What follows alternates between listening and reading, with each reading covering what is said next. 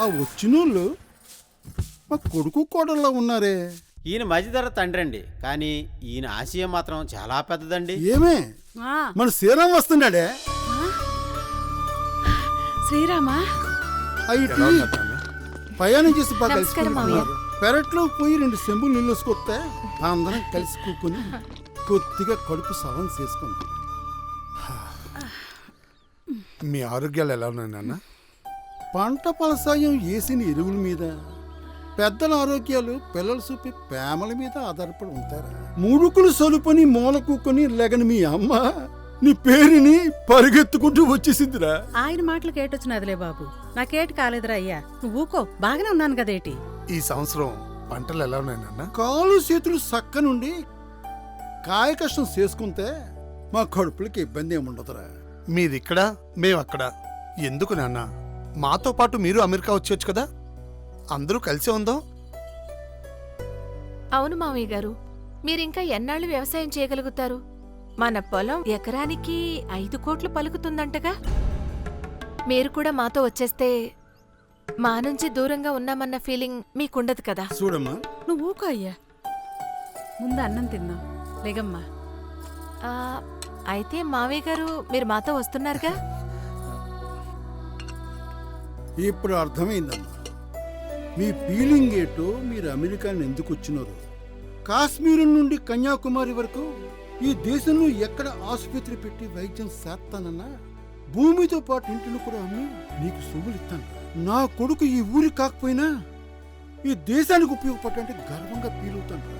అంతేకాని మన పొలం మీ పరాడు పంచుని చేరుతావంటే అది నా పేదలు పోయేకరా. ఇదేనా నాన్న మీ చివరి నిర్ణయం? ఆఖరి మాట కూడా అదేరా. సరే, అయితే ఇదే మీ చివరి చూపు కూడా అవుతుంది. రమా, పదం. చెప్పానా నేను వీళ్ళు మారని? మంచిదైంది పిల్లల్ని అక్కడే విడిచి రావడం. అమ్మా, ఒరే శ్రీరామ్, వెళ్ళిపోకండమ్మా, వెళ్ళిపోకండమ్మా. ఒరే శ్రీరామ్, నా మాట వినరా, మీ అయినా అర్థం చేసుకోరా. ఏంటమ్మా అర్థం చేసుకునేది? ఆయన నన్ను అర్థం చేసుకున్నాడా? ఈయనకి నాకన్నా ఈ దేశం ఈ ఊరోళ్ళే గొప్పట. ఇక్కడే ఉండి చావండి, చచ్చాకే వస్తాను. పదండి. ఒరే శ్రీరామ్, వెళ్ళిపోకండ్రా, వెళ్ళిపోకండ్రా. రెక్కలు చెక్క పొచ్చులు, గడ్డలు చెక్క పెట్లు పోతారే. పోనీ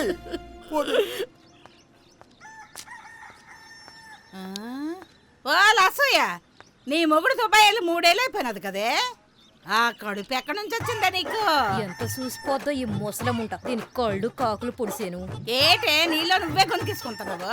నా పేరు అసూయ కదే, అనసూయ. అవును, నిన్న బెండిగుడ్ల ఆ బీహారావు గడుతూనే ఓలమ్మోలమ్మ నీ బాగోతో చూడడానికి చచ్చిపోయినానంతే నమ్ము. అయినా నీ అత్తతో చెప్తానా ఏటి? నా చెప్పను. మా అత్తగా తెలిస్తే నా బతుకు బస్ స్టాండ్.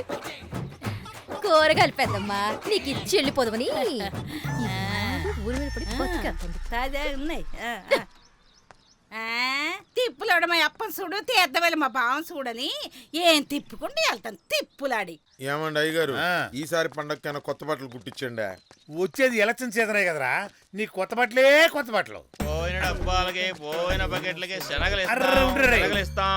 నా 3 డబ్బాలు 4 బకెట్లు పోనాయి. శనగలు ఇచ్చేస్తావేటి? ఇదిగో తీసుకోండి. ఇదిగో బాబే, ఆడు పగిలిపోయిన ఆడికి ఇత్తనంటున్నాడు, మీరు పోగొట్టుకున్నాటికి కాదు. మీ అదవ్వాటం వాడి మీద సోపిత్తకండే. నువ్వు పోరా. పోయిన డబ్బా పగిలిపోయిన డబ్బాలకి ఇరిగిపోయిన బకెట్లకి శనగలు ఇస్తాం. అరే పంకజాన్ని వడ్డీ ఎడక్కరోయ్, ఆడు వెళ్ళిపోతాను. అడే ఈ ఎతకపోయే బీడి ఏలికి తగిలినట్టు నిన్నెత్తుకుంటా నేను వస్తా అంటే నువ్వే నాకు ఎదురేవు కదేంటి? నా వడ్డీ డబ్బులు వేయరా. తిరుపతి వెళ్తున్నాం బాబు. ఎట్టట చెవిటప్ప సేరేదంతే, నా సెల్లి మూడు సేరంగా ఉందంట. అట్టున్న నీ ఎవరు? నేను అడిగిందేటి, నువ్వు చెప్పేదేటి? ఒరే టొయ్యం, నాకు ఇయడానికి డబ్బులు, ఆయనకి ఇయడానికి ఇంటర్వ్యూలు, నీకెందుకురా తిరుపతి? నా ఇన్సూరెన్స్ డబ్బులు రేపో మాప వస్తాయండి. అవి రాగానే అసలు ఒకటి కలిపిచ్చేస్తాను. నేను వెళ్ళటండు ఆ ఎల్ఐసి వెంకట్రావు గారిని అడగండి. అడుగుతా నేను ఎంతటి పతివ్రతనో నా మొదటి మొగుడిని అడిగిందంట వెనకటికోటి. ఒరే నువ్వు ఎలాంటి వాడు నాకు తెలదరా? నీకు డబ్బులు ఇచ్చి నేను పాపర్నైపోయాను రా. నువ్వు డబ్బులు ఇకపోతే ఈ రోజు ఒక్క అడుగు కూడా ముందుకే నేను రా. తీరే బయటికి అరే లెక్కట్టు అలాగే తీరా. తప్పించుకొని తిరుగుదాం అనుకున్నావా? అరే ఇందులో బట్టలు ఉన్నాయి, డబ్బులేరా? బొట్లో దాపేసుకున్నావు కదరా. పిల్లలు దేవుడు చల్లని వారే. తీరా బయటికి తీరా. కితకితలేస్తున్నాయా? డబ్బులు తీసుకున్నప్పుడు మాత్రం మగ పిల్లడు పుట్టినట్టు ఆనందంగా తీసుకుంటారు, ఇచ్చేటప్పుడు మాత్రం ఇంటి యజమాని చచ్చిపోయినట్టు ఏడుస్తూ ఇస్తారు. రేయ్, నా డబ్బులు ఇచ్చే వరకు నువ్వు తిరుపతి కాదురా, పక్కూరు తిరణాలు కూడా వెళ్ళలేవు. అరే ఈ డబ్బులు కూడా లెక్కెట్టు. బంగారులు ఎంత ఉందిరా? ఎంత ఉంది? 5,000 రూపాయి అండి. ఇదిగో బంగారం, ఇందా ఈ రూపాయి తీసుకొని చెల్లి నువ్వు ఎంజాయ్ చేయండి, పోండి.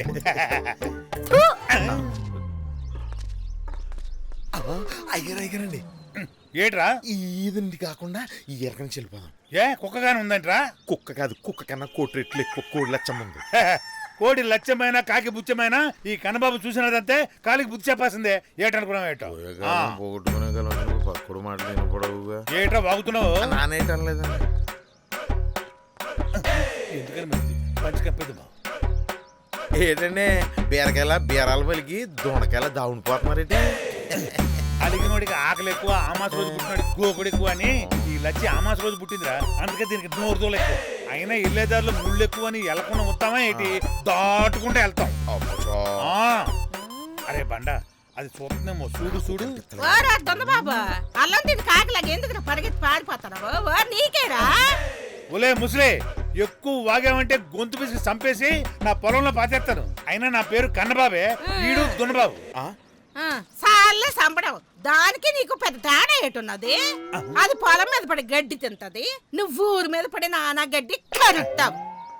ఓరే వనజచ్చి వడ్డీ డబ్బులు ఇస్తానంటే వడ్డీ డబ్బులేనా లేకపోతే ఇంకేటని ఇస్తావా అని అడిగినావట కదా. అది ఒళ్ళొంచి వాత పెట్టిసిందట కదా.